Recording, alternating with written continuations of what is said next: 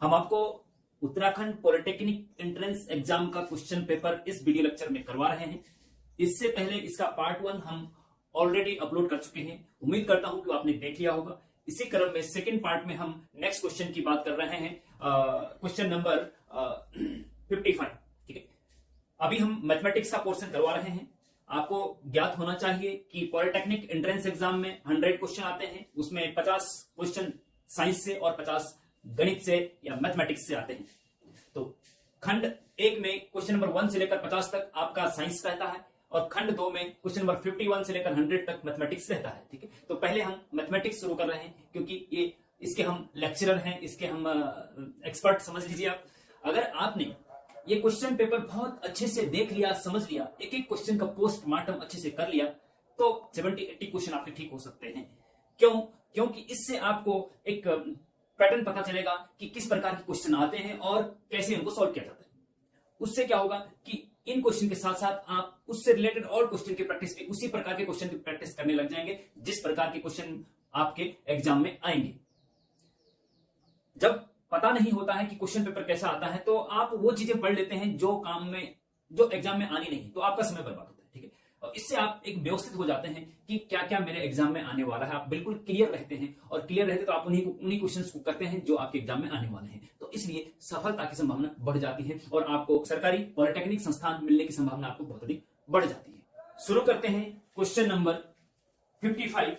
इसमें क्या दे रखा है, इसमें देखिए कि सबसे छोटा ब्रैकेट है, फिर मंझला ब्रैकेट, फिर सबसे बड़ा ब्रैकेट। ठीक है, सबसे छोटा फिर बीच वाला इसको बोलते हैं और ये वाला फिर सबसे बड़ा ब्रैकेट होता है। आपको पता होना चाहिए। ठीक है, इसमें बॉडमास आपने पढ़ा होगा। बॉडमास का रूल स्टूडेंट की सबसे पहले छोटे ब्रैकेट को सॉल्व किया जाता है, उसके बाद बीच वाले ब्रैकेट को, उसके बाद बड़े वाले ब्रैकेट को। ठीक है, ये बॉडमास का रूल है, ये आपको पता होना चाहिए, 9th में आपने पढ़ा होगा। तो हम सबसे पहले छोटे वाले ब्रैकेट से पे काम करेंगे। बड़ा ब्रैकेट एज इट इज लिख दीजिए भैया, है ना। बड़ा ब्रैकेट की पावर क्या है, -1 है। फिर मंझला ब्रैकेट भी एज इट इज लिख दीजिए भैया, इसकी पावर क्या है, 2 है। देखो सॉरी -2। ठीक है, छोटे ब्रैकेट को सॉल्व करते हैं। जब छोटा ब्रैकेट सॉल्व कर देते हैं तो छोटा ब्रैकेट हट जाता है। ठीक है, तो -1/2 की पावर 2 है। ठीक है, क्या है, देखिए -1/2 की पावर क्या है, 2 है जी। ठीक है, इसका मतलब ये हुआ कि -1 की पावर भी 2 करो और 2 की पावर भी, अलग अलग पावर। ऊपर वाले की पावर, इसका मतलब इसका होल स्क्वायर का मतलब ऊपर -1 है, -1 की पावर भी 2 कर दो और 2 की पावर भी 2 कर दो, आप कर सकते हैं। ठीक है, इसको अलग अलग। ठीक है, ओके। अब -1 की पावर 2, -1 को 2 बार गुणा करेंगे तो क्या होता है, -1 गुणा -1 बराबर +1 हो जाता है। और 2 का स्क्वायर मतलब 2 को 2 बार, 2 दूना 4, तो 1/4 आ गया। तो इस मंझले ब्रैकेट को पावर को सॉल्व करके आपके पास 1/4 आ गया। ठीक है, ऐसे सॉल्व करें। ठीक है, यहाँ पे मैं आराम से बता रहा हूँ, आपको एग्जाम में थोड़ा स्पीड से करना होता है इसमें। ठीक है, यहाँ पे इसलिए बता रहा हूँ आपको एक एक चीज समझ में आ जाए पहले। ठीक है, एग्जाम में स्पीड ऑटोमेटिक फिर आपकी बढ़ जाएगी जब आपको समझ में आ जाएगा। ठीक है, इतना हो गया। अब आगे बढ़ो। अब मंझला ब्रैकेट सॉल्व करना भी है। बड़ा ब्रैकेट एज इट इज रहने दीजिए, -1 पावर है। अब इसको सॉल्व करना है। इसको कैसे करेंगे, देखो इसमें क्या बोल रहा है, 1/4 की होल पावर, हाँ उसकी होल पावर क्या है, -2 है ना, ये है ना। ओके, तो इसका मतलब ये हुआ स्टूडेंट कि 1/4 की पावर -2 अगर है तो अगर इसके अंदर 1/4 को 4/1 कर दिया जाए तो इसकी पावर जो, चलो एक बार छोड़ो, मैं दूसरी तरीके से बता रहा हूं। हाँ, जैसे ये बताया मैंने, वैसे आपको इसको बता रहा हूं कि 1 की पावर -2 अलग कर दो और 4 की पावर -2 अलग कर दो। कोई दिक्कत नहीं। ठीक है जी, अच्छा जी। अब स्टूडेंट एक रूल है कि मान लीजिए 1/2 की पावर -3 है। ठीक है, इस 2 की पावर -3 को अगर ऊपर ले जाते हैं अंश में, हर से अंश में ले जाते हैं ऊपर, तो पावर जो है वो उसका साइन चेंज होता है। अगर -2 प्लस हो जाएगी तो ऊपर जाके क्या हो जाएगा, 2 की पावर 3 हो जाएगी। -2 की पावर -3 था, ऊपर आके ऊपर ले जाकर के इसको 2 की पावर 3 हो जाता है। जो पावर होती है वो चेंज हो जाती है। ठीक है, ऊपर वाले को नीचे लाएंगे तो उसकी पावर का चिन्ह बदल जाएगा और नीचे वाले को ऊपर ले जाएंगे तो उसकी पावर का चिन्ह बदल जाएगा। ठीक है, ओके ठीक है। तो 1 की पावर -2 इसको नीचे लेके आओ तो 1 की पावर क्या हो जाएगा, 2 हो जाएगा। -2 की जगह 2 हो जाएगा पावर। 4 की पावर -2 उसको ऊपर ले जाओ तो 4 की पावर क्या हो जाएगा, 2 हो जाएगा। तो ऊपर वाले को नीचे, नीचे वाले को ऊपर ले जाने पे जो पावर का चिन्ह होता है ना वो बदल जाता है। माइनस है तो प्लस, हमें प्लस करना था। ठीक है, प्लस करना था क्योंकि +4 का स्क्वायर, 4 की पावर -2 नहीं पता हमें क्या होता है, लेकिन 4 की पावर 2 पता है कि 4 की पावर 2 का मतलब 4 को 2 बार गुणा करना, इसलिए हमने इसे किया। ठीक है, उसकी पावर पॉजिटिव किया तो 4 की पावर 2 का मतलब 4 को 2 बार गुणा करना, 4 गुणा 4, 4 4 कितना होता है 16 होता है जी, और 1 की पावर 2 1 ही होता है जी, तो ये आपका 16 आ गया। तो कहने का मतलब ये है कि इसको सॉल्व करने के बाद आपके पास क्या आया 16 आया जी, ठीक है। 16 की पावर -1 क्या है 16 की पावर, चलो छोटा ब्रैकेट लगा रखो दो या ऐसे रखो कोई दिक्कत नहीं, 16 की पावर ये आपको दिखाने की जरूरत नहीं है, हाँ? ये छोटा ब्रैकेट करो आप, क्योंकि रफ वर्क करेंगे आप, उसमें आपको छोटा ब्रैकेट लगा, बड़ा ब्रैकेट आप प्रॉपर सॉल्व नहीं करना है, आपको सिंपल जो ऑप्शन दे रखे हैं यहाँ पे उनमें से एक पे टिक करना है, लेकिन उस पर तभी टिक करेंगे जब आपका आंसर सही होगा, है ना। तुक्का लगाएंगे तो उसमें संभावना है 25% प्रोबेबिलिटी है कि सही होगा, है ना। तो 16 की पावर क्या है -1 है, इसको नीचे ले जाओ तो ये 16 की पावर 1 हो जाएगा, है ना, चिन्ह बदल जाएगा। तो 16 की पावर 1 16 ही होता है अभी, तो 1/16 आंसर आ गया, तो ऑप्शन नंबर ए आपका सही हो जाएगा, ठीक है। इस प्रकार से स्टूडेंट इसको आप कर सकते हैं। तो चलते हैं नेक्स्ट क्वेश्चन पे। तो नेक्स्ट क्वेश्चन देखिए स्टूडेंट, यदि x की 3 की पावर x माइनस 3 की पावर x -1 बराबर 18, तो x की पावर x बराबर क्या होगा। ऑप्शन दे रखे 3 8 27 216, ठीक है। अच्छा, तो आपके पास जो दे रखा है ना वो 3 की पावर x माइनस 3 की power x -1 is equal to 18 दे रखा है, ठीक है। आपको x की पावर x का मान निकालना है, तो x की पावर x का मान तभी निकालेंगे जब x की वैल्यू पता होगी आपको, है ना। तो x की वैल्यू कैसे निकलेगी, सबसे इंपॉर्टेंट बात है x की वैल्यू, इसको सॉल्व करके x की वैल्यू निकालिए भैया हम। तो कैसे निकलेगी देखो, देखिए स्टूडेंट 3 की पावर x है, कोई दिक्कत नहीं, ठीक है, बहुत अच्छा है, माइनस 3 की पावर x -1, तो इसको आप ऐसा लिख सकते हैं क्या, क्योंकि गुणा में घातें जुड़ जाती है ना, इसलिए इसको ऐसा लिख सकते हैं 3 की पावर x इंटू 3 की पावर -1, कोई दिक्कत। देखो गुणा में घातें जुड़ जाती हैं, मल्टीप्लाई में पावर्स ऐड हो जाती है, तो 3 की पावर x इंटू 3 की पावर -1 को 3 की पावर x -1 लिख सकते हैं, x और -1 जुड़ जाएगा x -1, ठीक। तो इसको अलग अलग कर दिया हमने, इसको अलग अलग कर दिया, ठीक है, कर सकते हैं, ये रूल है, इज इक्वल टू 18, ओके। अच्छा जी, अब यहाँ पे देखिए इन दोनों में से 3 की पावर x कॉमन आ रहा है कि नहीं आ रहा, बताइए, आ रहा है ना, हाँ। तो 3 की पावर x कॉमन आ रहा है, यहाँ क्या बचा, यहाँ कुछ नहीं बचा, मतलब 1 बचा, माइनस 3 की पावर x बाहर आ गया, यहाँ क्या बचा 3 की पावर -1 बचा, और जो 3 की पावर -1 है ना, चलो 3 की पावर -1 है इज इक्वल टू 18, ठीक है। अच्छा चलो आगे बढ़ते हैं, 3 की पावर x हो गया 1 माइनस 3 की पावर -1 को इसको नीचे ले, 3 की पावर -1 है ना, तो नीचे ले जाएंगे 3 की पावर को, तो 3 की पावर 1 हो जाएगा, 3 की पावर 1 माइनस की जगह सभी बताया ना पिछले क्वेश्चन में, तो 1/3 हो जाएगा, ठीक है, ओके, इज इक्वल टू 18, है ना। अच्छा ठीक है जी, 3 की पावर x हो गया जी आपका, और इसको एलसीएम लो, 3 की कम 3 में से 1 गए 2/3, क्या हो गया 2/3 हो गया जी, है ना, इज इक्वल टू 18, ठीक है जी। अच्छा अब आप 3 की पावर x बराबर क्या हो जाएगा, इसको इधर ले जाओ, ये 2/3 18 के बटे में चला जाएगा, 18/2/3, और जो 2/3 है ना 18 गुना, अभी तो बटे में लेके डिवाइड में, जो डिवाइड में आता है 2/3 इसको अगर मल्टीप्लाई में ले जाए तो उल्टा हो जाता है, 2/3 हो जाता है, ये पता होना चाहिए आपको, है ना। तो 2 9 18 और 9 27, ठीक है। अब क्या आप ऐसा कुछ कर सकते हैं, देखिए ऐसा बन जाएगा 3 की power x is equal to 27 को आप 3 की पावर यहाँ लिख सकते हैं क्या, 3 3 9 हाँ 3 की पावर 3, 27 को आप 3 की पावर 3 लिख सकते हैं, 3 को 3 बार मल्टीप्लाई करते तो 27 आता है, ठीक है। ओके, तो अब 3 की पावर x बराबर 3 की पावर 3 होगी, अब यहाँ से आपको क्या मिला, वैल्यू पूरा मैटर इसके बराबर है, तो ये बराबर कब होगा, जब ये बेस जिसके बराबर होगा पावर बेस के बराबर पावर x बराबर 3 होगा, x हमारा मान आ गया, तो यहाँ आप क्या करेंगे, अब हमें क्या निकालना है, x पर x निकालना है, x पर x मान, x मान क्या है 3 है और x है 3 को ऑप्शन नंबर सी आपका सही आंसर। तो नेक्स्ट क्वेश्चन स्टूडेंट, 7 साल पहले a तथा b की आयु का अनुपात 3:4 था, ठीक है। तो इसको कैसे सॉल्व करेंगे, देखो मान लीजिए वर्तमान में a की आयु x ईयर है और b की आयु y ईयर है, हाँ y साल है, ठीक है, वर्तमान में, हाँ। तो 7 साल पहले a की आयु क्या होगी, x -7, 7 घटाना पड़ेगा ना, है ना, क्योंकि मान लीजिए अभी आपकी आयु 17 वर्ष है, ठीक है, क्या है 17 वर्ष है। अगर 7 साल पहले की बात करें तो 7 साल पहले आपकी आयु कितनी थी, 17 - 7 होगा।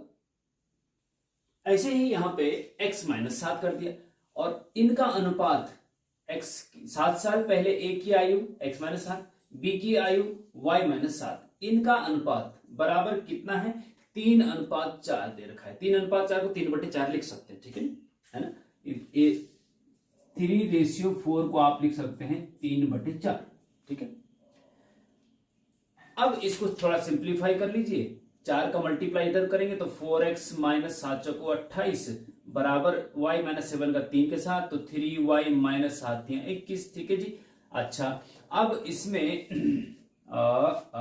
ये करते हैं कि इसको इधर लेके आओ। हाँ, इसको इधर लेके आओ तो 4x तो अपनी जगह पे है, 3y इधर आएगा तो माइनस का 3y हो जाएगा। ठीक है, इज इक्वल टू माइनस का 28 को उधर ले जाओ तो माइनस का 20 उधर जाके प्लस का 28 हो जाएगा, और माइनस का 21 प्लस 28 में से 21 घटा दीजिए तो 7 प्लस का बचेगा। इसको इक्वेशन 1 मान लो। ठीक है, and again according two questions फिर से बोला गया है कि 9 साल पश्चात इनकी आयु का अनुपात 7:8 है। 9 साल बाद ए की आयु क्या होगी? वर्तमान में अगर x है तो 9 साल बाद x प्लस 9 होगी।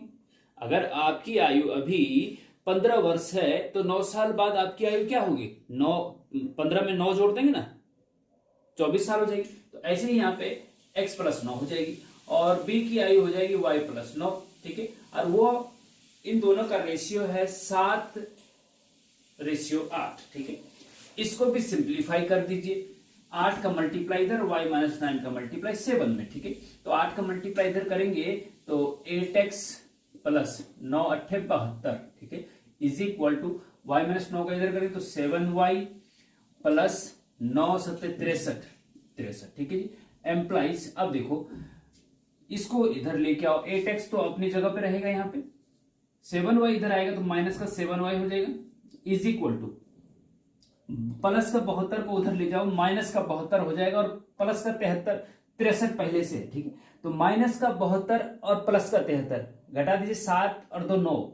हाँ, 7 और 2 माइनस का बचेगा, क्योंकि माइनस का 72 ज्यादा है ना, तो माइनस का 9 बचेगा। ये इक्वेशन नंबर 2 हो गया। ठीक है, अब इक्वेशन 1 और 2 को आपने कक्षा 9 10th में पढ़ा होगा स्टूडेंट, विलोपन विधि, प्रतिस्थापन विधि, सब्स्टिट्यूशन मेथड।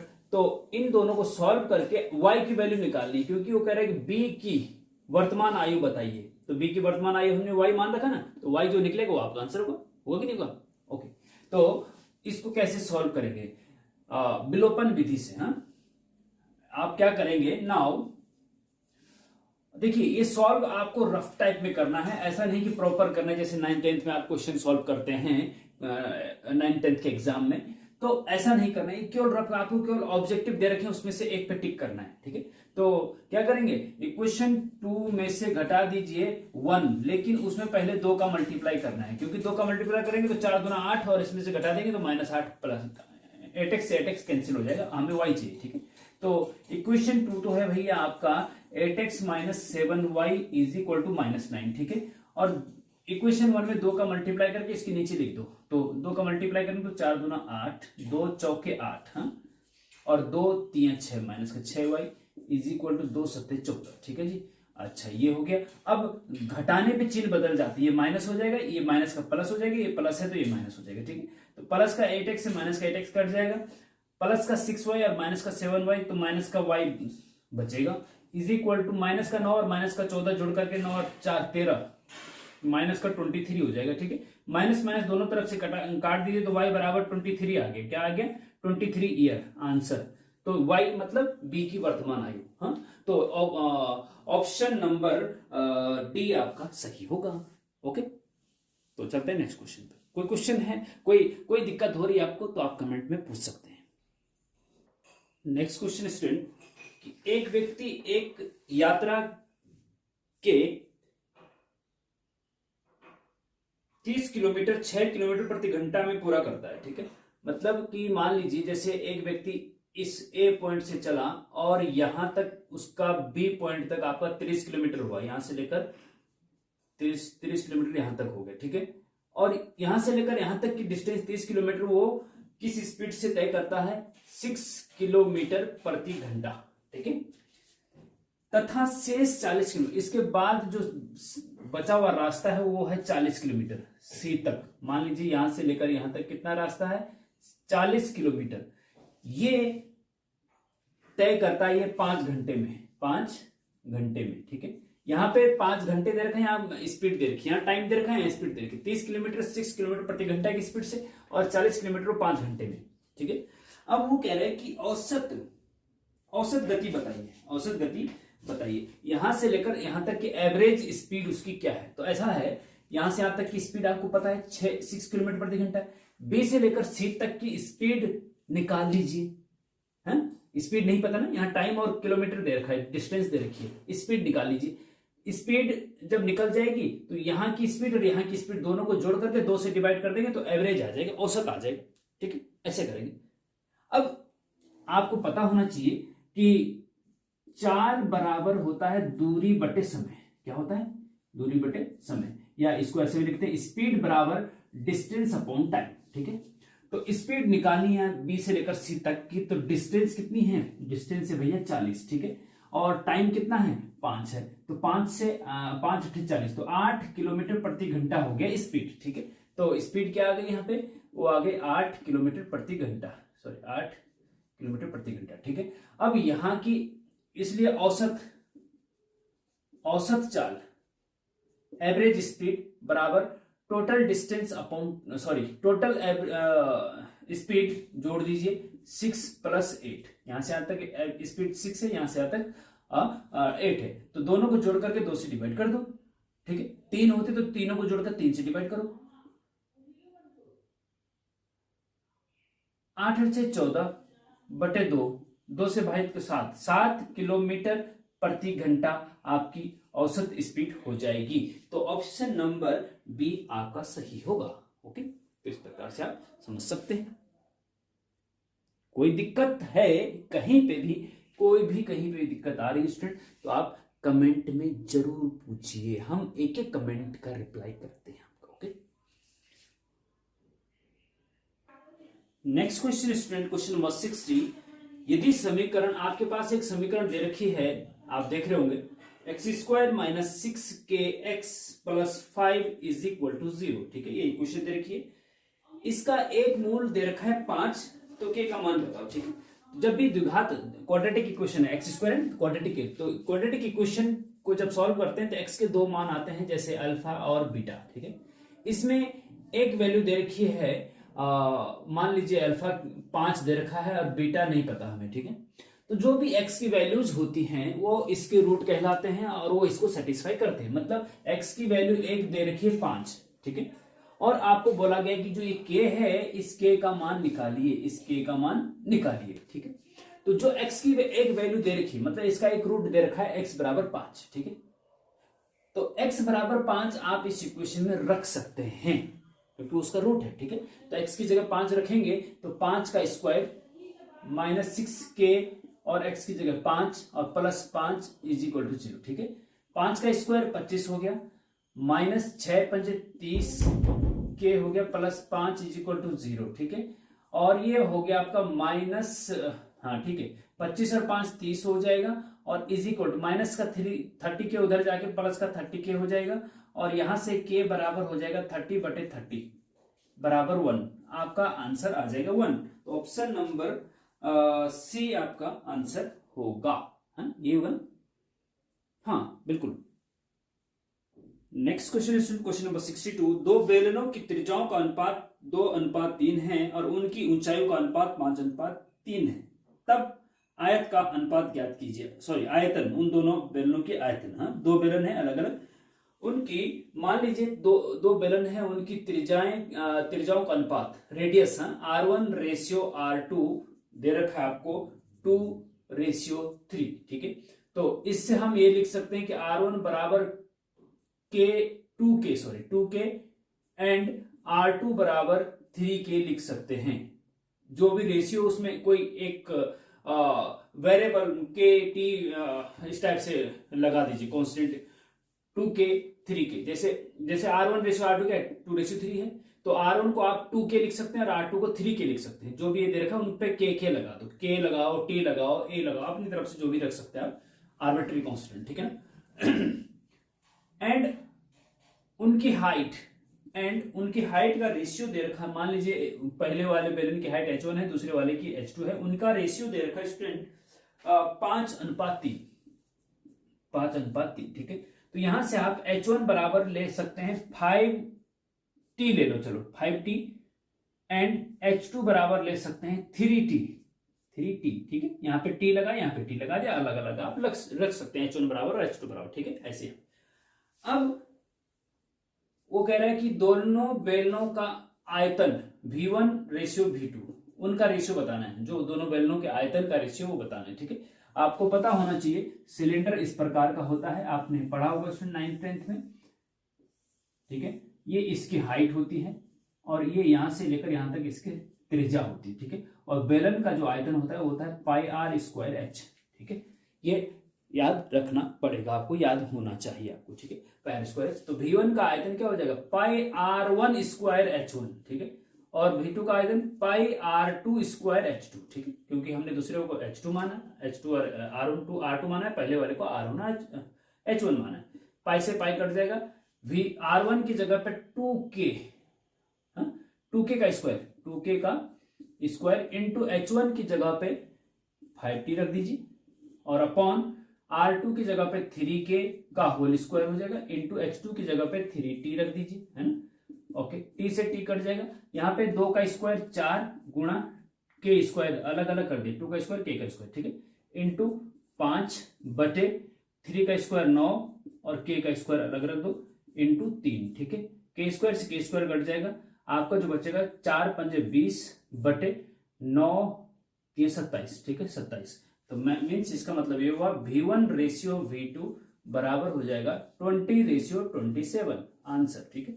ये आपका ऑप्शन नंबर सी सही आंसर होगा। ओके, तो इस प्रकार से कर सकते हैं, यहां तक आप कर लीजिए। और अभी हमें जरा कॉलेज भी जाना है, और जो आपके बड़े भाई लोग पॉलिटेक्निक कर रहे हैं उनको भी देखना है, तो तब तक के लिए आप यहाँ तक अच्छे से प्रैक्टिस कर लीजिए, फिर अगले लेक्चर में हम उससे क्वेश्चन नंबर 63 से आगे सॉल्व करना शुरू करेंगे। Okay, thank you very much. कोई भी दिक्कत हो तो आप कमेंट में जरूर पूछिए, हम हर कमेंट का रिप्लाई करते हैं और फिर आगे के लिए हम सुधार करते हैं। Thank you.